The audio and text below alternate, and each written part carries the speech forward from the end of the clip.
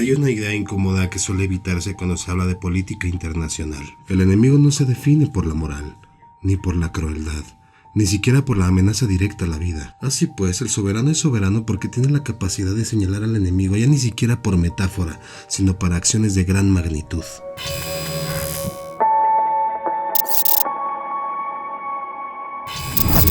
Hace poco vimos dos escenas aparentemente contradictorias entre sí. En una, el presidente de Estados Unidos ordena secuestrar a Nicolás Maduro, presentándolo como enemigo político y criminal internacional.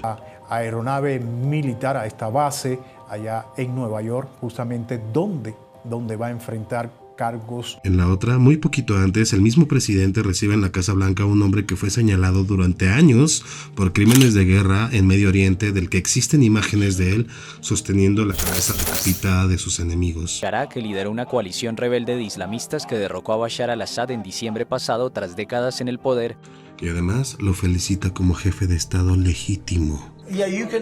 Pueden esperar algunos anuncios sobre Siria. Queremos ver que Siria se convierta en un país muy exitoso y creo que este líder puede lograrlo.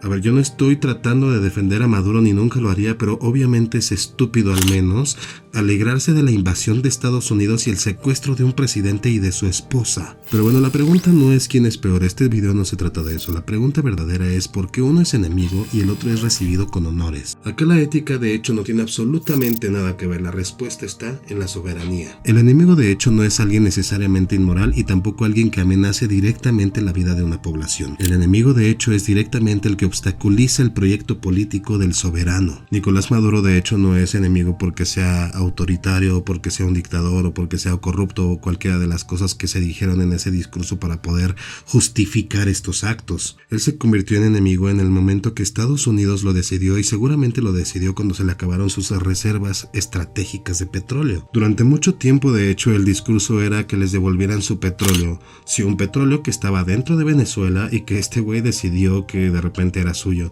No te me equivoques. Esto no va a beneficiar ni a un pueblo ni a otro, va a beneficiar a este güey, a este criminal y a sus amigos empresarios. En este punto Nicolás Maduro se convirtió en el enemigo. Porque no obedece, porque no encaja, porque no acepta órdenes. Cálmate, insisto en que no estamos hablando de cómo maneja su país o cómo lo manejaba. Estamos hablando de que no se sometió ni se quiso vender a otro país. En cambio, este otro personaje con un historial documentado de violencia extrema deja de ser enemigo en el momento que su poder se vuelve funcional para Estados Unidos. Y la gente dice que ha tenido un pasado difícil. Todos hemos tenido pasados difíciles, pero él ha tenido un pasado difícil y creo francamente que si no hubieras tenido un pasado difícil, no tendrías una oportunidad. Cuando acepta negociar, cuando se alinea y cuando su poder sirve a un nuevo diseño geopolítico. En ese instante, su pasado deja de importar. Y eso no tiene nada que ver con que haya sido absuelto, él todavía no paga sus crímenes, él más bien ya no estorba. Quiere decir que el estatus de enemigo es temporal, irreversible, dependiendo de las capacidades que tengas para negociar con el soberano que decide la lista de enemigos del mundo. Sí, el soberano tiene el poder de señalar al enemigo y también tiene el poder de retirarle ese nombre. Porque vamos a dar un repasón, el soberano no es soberano porque tenga los recursos del mundo o porque domine la economía del mundo, eso es una consecuencia de ser soberano. El soberano es soberano en el momento que puede decidir quién es el enemigo del mundo. No estamos hablando de un país muerto. Un año y medio, claro, éramos un país muerto, pero ahora somos el país más caliente, el país con más pantalones en todo el mundo. Y por eso es que se necesita liderazgo. Y Venezuela no tenía muchas malas personas sin liderazgo, personas que no deberían de estar liderando el país, y por eso no vamos a dejar que estas personas se hagan cargo. Y te voy a hacer una pequeña lista de las cosas que cuadran con el movimiento que acabamos de tener en el mundo para que veas más o menos lo grave que es. Quien define al enemigo constituye soberanía política. Trump y su administración etiquetaron a Nicolás Maduro como enemigo y criminal y actuaron en consecuencia. El enemigo o amigo es una distinción política concreta y no solamente es retórica. La acción militar convirtió a esa distinción en una confrontación real, extraterritorial y violenta. La declaración del enemigo habilita la decisión sobre excepción.